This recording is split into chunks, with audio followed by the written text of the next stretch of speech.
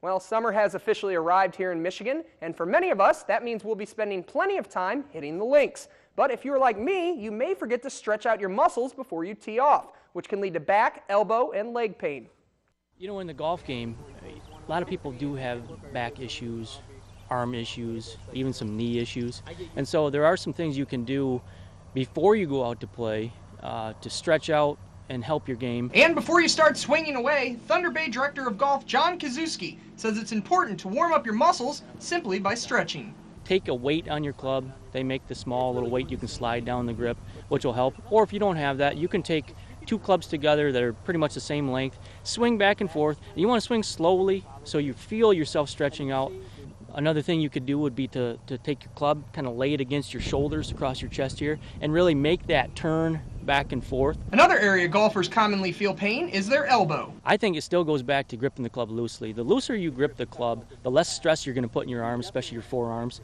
And the area most golfers most commonly forget to stretch is actually where most of their power originates from. With your legs, you know, a lot of times just simply stretching out your calves, holding that position by, you know, getting your toe up and maybe putting it on a cart and just holding that position for 10-15 seconds will help your legs, because in your golf swing, your legs really do most of the work for you. You can try to take some pressure off your knees by flaring, especially the front knee out a little bit, maybe at a 45-degree angle. So as you follow through, you're taking that stress off the knee. And once the muscles are loose, it's time to hit the range, where it's best to focus on technique instead of speed or distance. I think that it's important to not hit the ball 100% as you begin. Try to hit a club 3/4, 75%. Start with a shorter club. Exaggerate your swing a little bit as far as holding your finish and going back to stretching. But as you do this, don't worry about trying to hit the ball 100%. So now that your body is ready, it's time to focus your mind. I would say the last thing you should do on the range is think of the first hole you're going to play. Think of that first tee shot, hit 3 or 4 balls, increase your swing as you go along a little bit to make yourself feel comfortable with that first tee shot that you're going to have. How many of you at home have ever just felt like stepping out the front door and going for a run? You know, just to clear your head or relieve some daily stress? Go on, raise your hands. How many of you would like to improve your stamina and cardio, all while keeping yourself in great shape? I know I would like to. But before we can do those things, we must first understand how to run properly. Running. For most of us, it's something we learn to do at a young age. But do we learn to run properly? Are we protecting ourselves from pulled muscles and torn ligaments? For most of us, we never actually take the time to learn how to run correctly. But fortunately, locally owned Bay Athletic Club can turn even a beginner runner into a 5K marathoner in just 1 month, all thanks to their Train to Run class. Train to Run, Monday and Thursday nights, we are basically prepping for a 5K and training the community members how to actually run a 5K. So Monday nights are our core workout. Thursday nights are the actual nights where we get out on the trails and we actually hit the pavement in our running shoes and we go running. We actually train the participants a lot of form and technique on running. Most people just think, oh, I'm just going to go out and go for a run. But then they get frustrated with themselves because they have difficulty breathing and they're not really sure on pacing and they struggle with, you know, their feet hurting or their knees hurting. Well, this program really educates people on how to breathe. What should you be doing with your arms? How should your feet be striking the pavement when you're out there running? So yes, running may seem simple, but when you actually get into it, a lot of it is more complicated than you really think it is. Running is more than just an exercise. It's also the perfect way to enjoy Alpena's local community. So the runners in our Train to Run program are actually training for a 5K. Our local community has several 5Ks happening all summer long, but this particular event is a 4-week training program that leads right up to the 4th of July 5K that happens at the Aplex on July 4th at 9 a.m. And if you missed out on your chance for this month's Train to Run class, don't worry. Train to Run will be offered all summer long.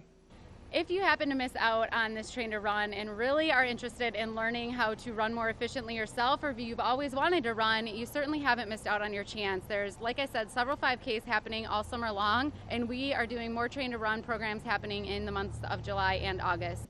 So next time before you lace up the shoes and hit the pavement, make sure to contact Bay Athletic Club and let their helpful staff help you train to run.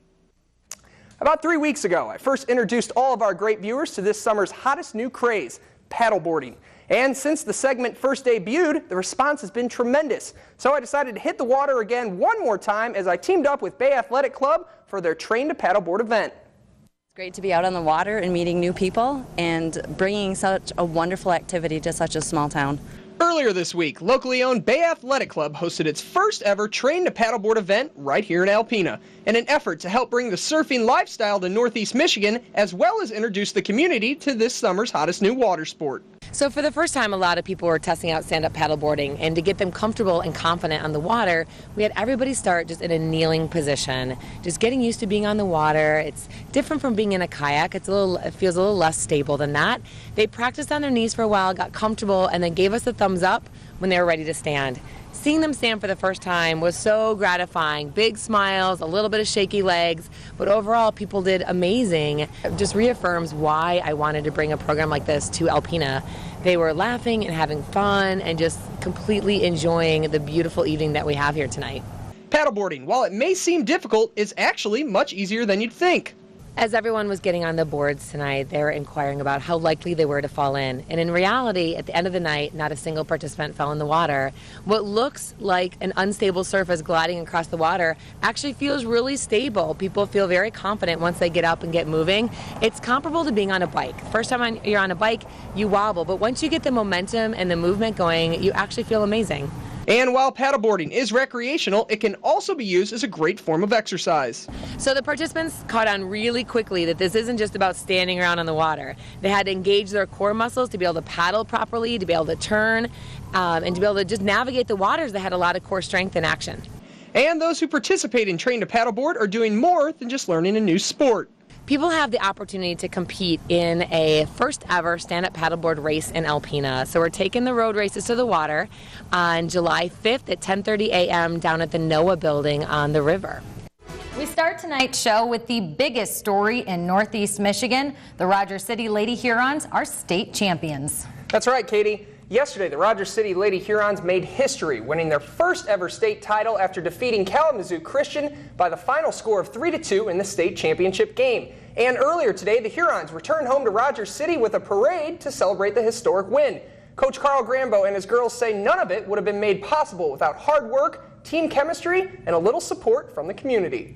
What a turnout of people today, and there were so many people on the streets, and it made everybody cry, I think. And the girls got out and tried to thank everybody for showing up, and it's a great day for Rogers City, all of northern Michigan, and we never dreamed there'd be that many people out there. We really didn't, but that just shows how many people really care and how they're so excited, and we're glad to do this for the community.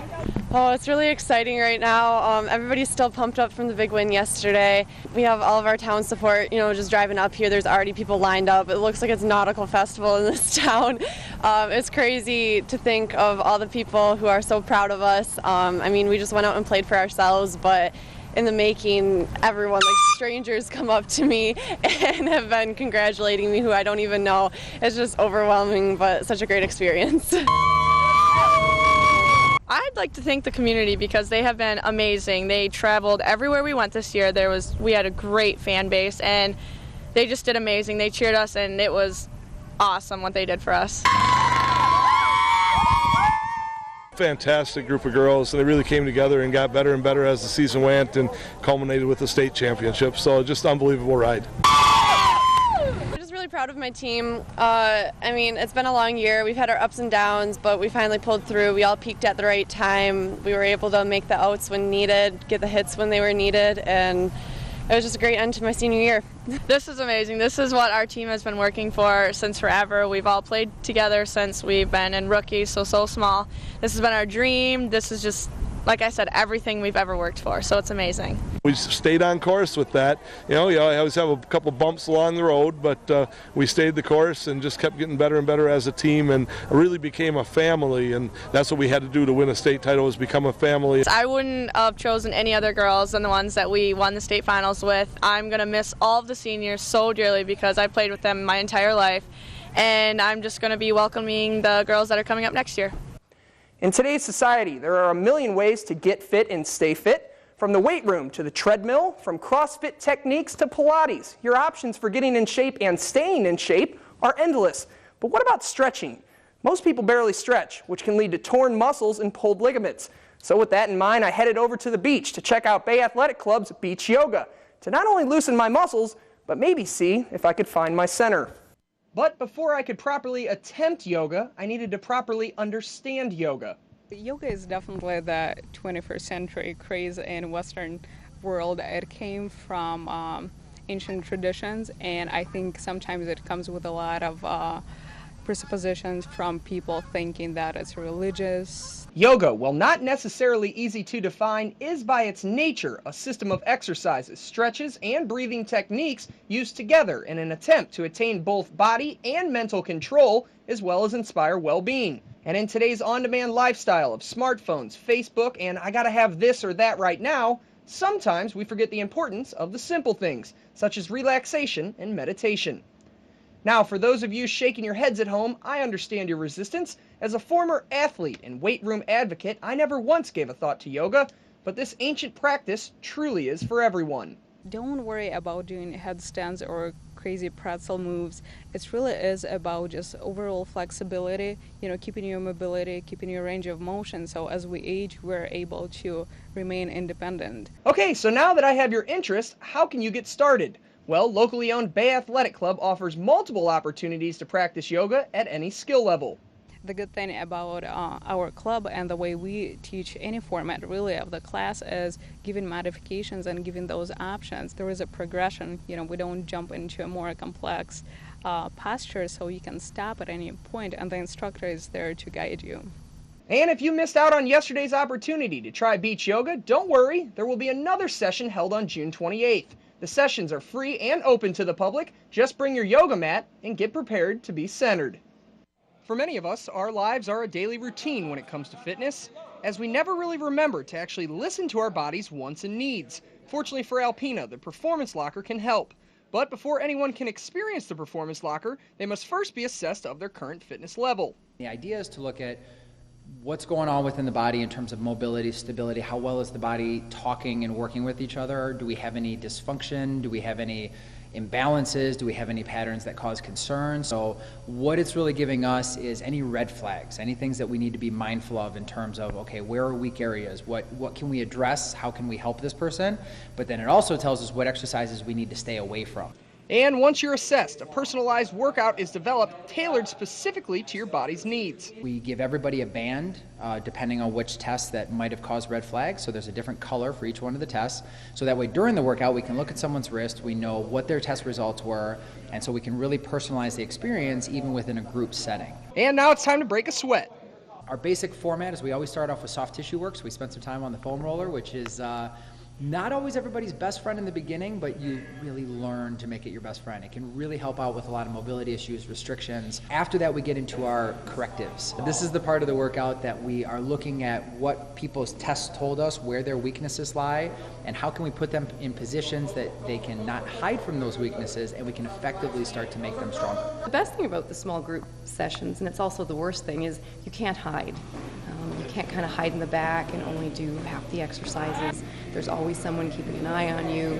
If you're not doing something right, they're pointing it out. They're getting you to do the exercise correctly. And we want to help people and create exercises where people are moving in multiple directions and dimensions. So not just moving forward and back, but side to side, twisting and turning, and doing all these things safely and effectively, because life happens in 3 dimensions. In Alpena, for WBKB, I'm John Sandner. Every week, I have the privilege of getting to watch some of Northern Michigan's best athletes, both in high school and in college. And while I personally get the opportunity to both meet and watch these great athletes on a daily basis, many of you at home never get to see the behind-the-scenes work that goes into making these kids so elite. So tonight, we head to Alcona to meet Cody Franklin in tonight's Sports Spotlight. Whether he's at the plate or on the mound, Cody Franklin is grabbing your attention, and he's holding it like a 4-seam fastball. Hot with the bat and cool under pressure, Franklin has all the tools needed to be considered elite.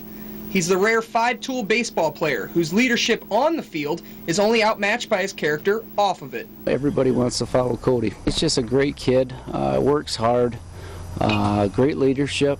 Kids look up to him. His physical talents speak for themselves. So far, through 2014, Franklin has already thrown 45 strikeouts, 3 no-hitters, and has only surrendered 2 hits. Offensively, he is just as exciting, stealing 39 bases while maintaining an impressive batting average of .430.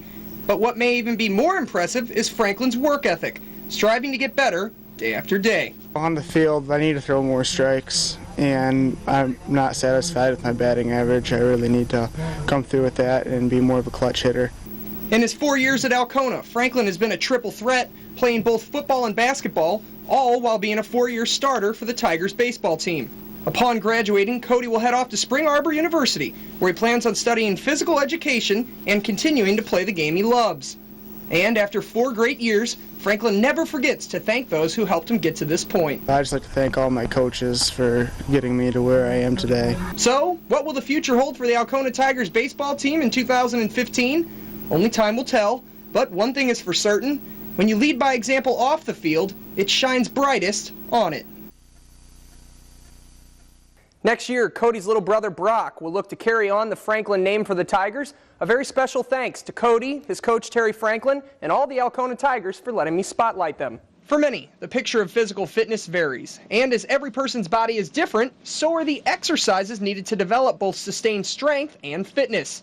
Locally owned fitness studio Bay Urban understands this, but no matter your body type, your age, or your perceived physical limitations, core training is the essential building block for both getting and staying in shape. The benefits of core training, it strengthens our core, strengthens our lower back, gives us less pain, allows us to move more efficiently.